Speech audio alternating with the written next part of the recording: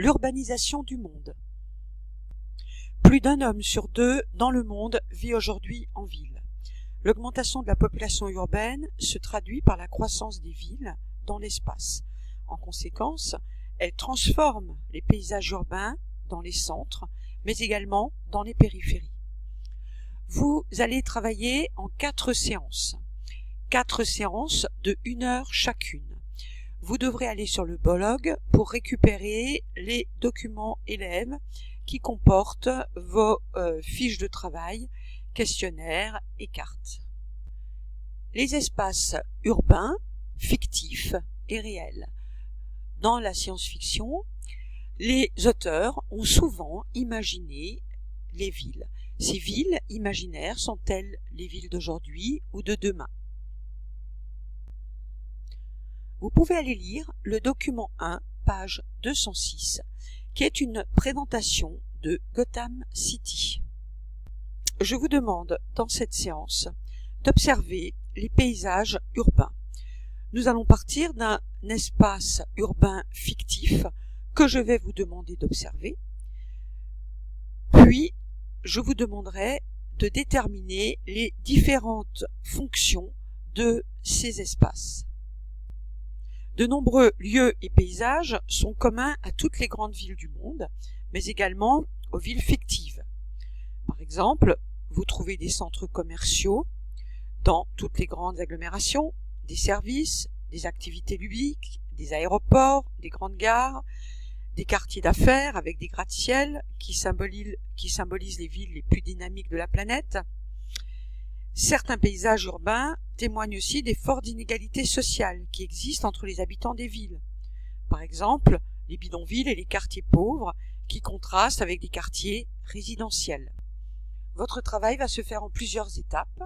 Vous allez d'abord observer cette ville imaginaire. Vous allez analyser les différents types de quartiers possibles et leurs fonctions. Puis, vous allez lire les documents de votre fiche de travail et compléter un tableau de synthèse qui présente les différents espaces urbains. La notion d'urbanisation. En 1900, un homme sur 10 vivait en ville. Aujourd'hui, plus d'un homme sur 2 dans le monde vit en ville. La part des urbains est plus forte dans les pays du Nord et en Amérique latine où elle dépasse les 75%. Par contre, c'est l'inverse en Afrique, en Asie, qui présente encore un taux d'urbanisation relativement faible.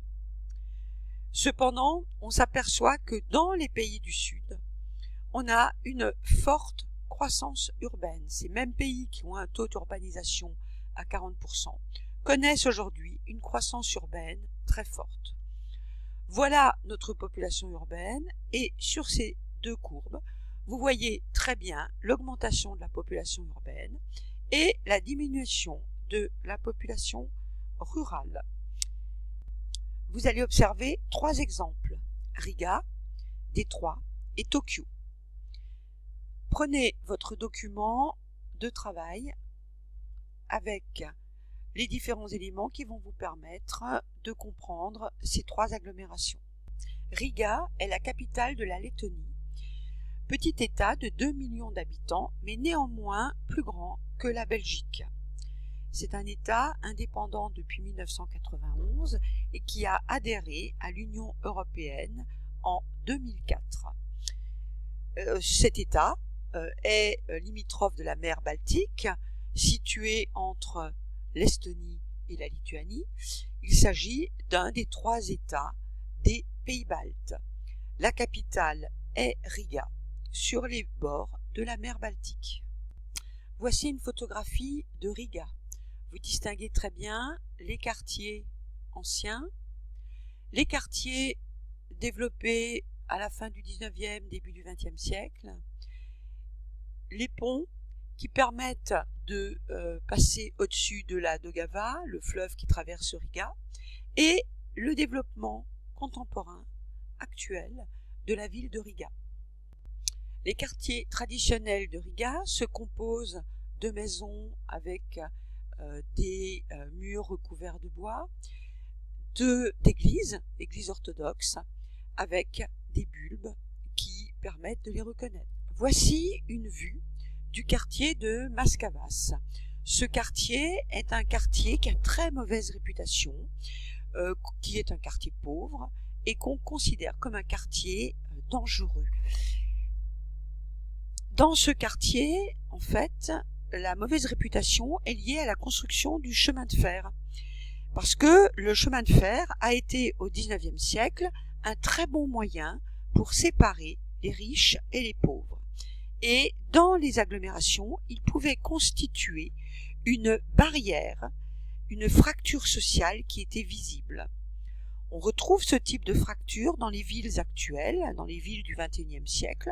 Elles peuvent être constituées de voies de chemin de fer, mais aussi d'autoroutes ou de routes nationales. Voilà une vue actuelle de ce quartier. On distingue bien les vieilles maisons et la voie de chemin de fer, qui est une fracture. Dans votre espace à vous, quotidien, vous connaissez ce type de fracture.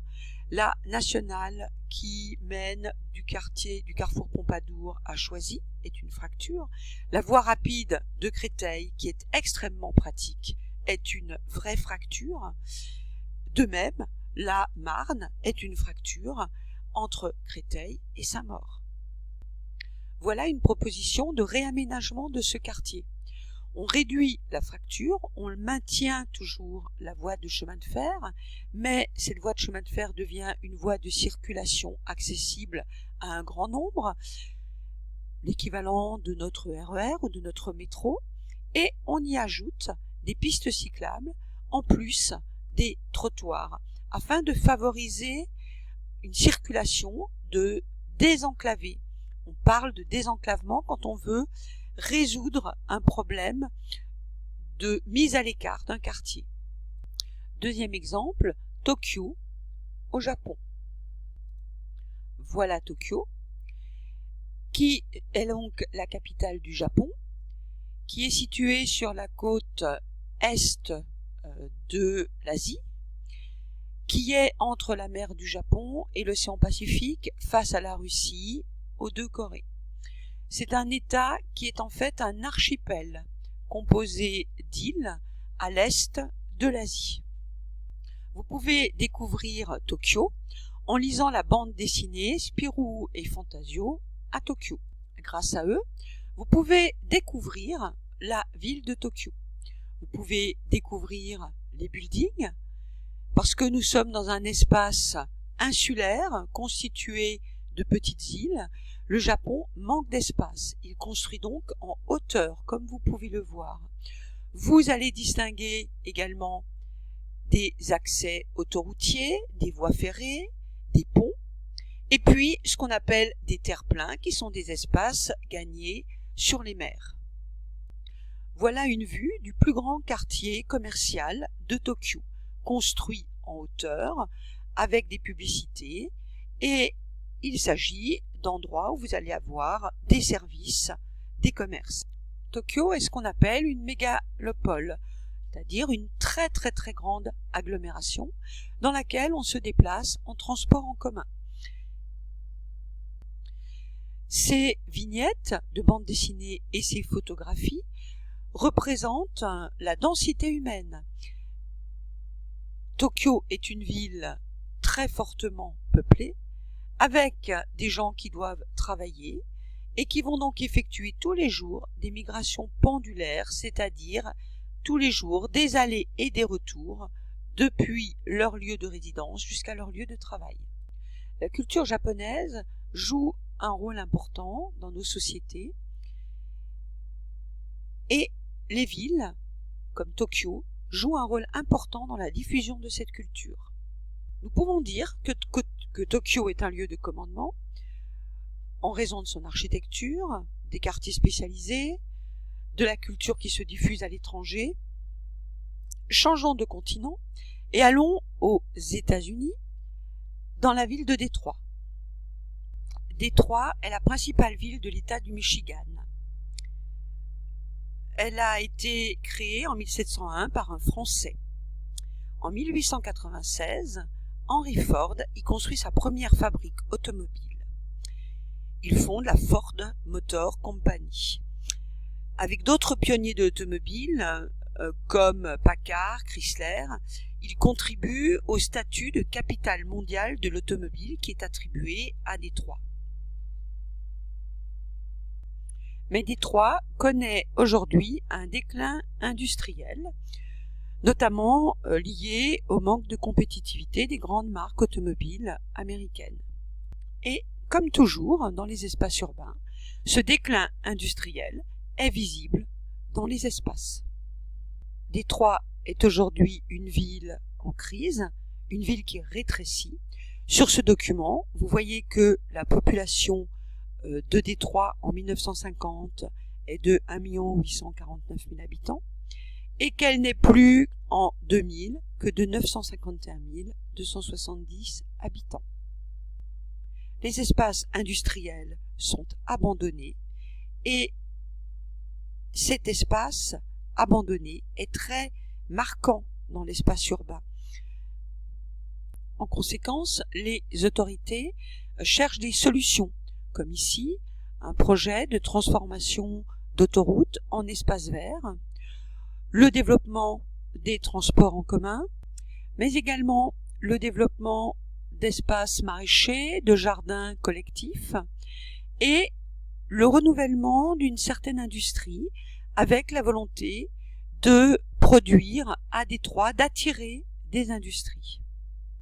Les espaces abandonnés, hérités du XIXe siècle, tels que ce pont, sont reconvertis en fermes urbaines, comme ici, et on valorise ces fermes urbaines et la production qui y est faite. Séance 4. Comment se positionnent ces agglomérations, ces grandes agglomérations, dans la mondialisation?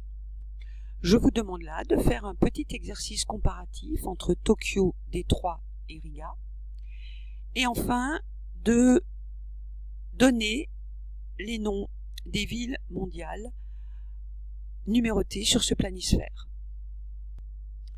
Enfin, ces mégapoles forment dans 3 espaces mondiaux des mégalopoles. Mégalopole de New York, de Tokyo et européenne qui va de Londres jusqu'à Milan. Il s'agit d'espaces très fortement urbanisés qui relient différentes mégapoles entre elles. Ces mégapoles ou villes-mondes sont constitués de quartiers historiques, de grands ensembles, de quartiers d'affaires. Ces villes sont très bien connectées au réseau de la mondialisation. Elles concentrent tous les flux commerciaux et financiers et les firmes transnationales, mais aussi les investissements étrangers. Elles sont également au cœur des flux humains grâce aux infrastructures de transport. Elles dominent les échanges culturels. Ce sont des villes attractives. À vous de terminer maintenant tous les travaux sur cette séquence de cours.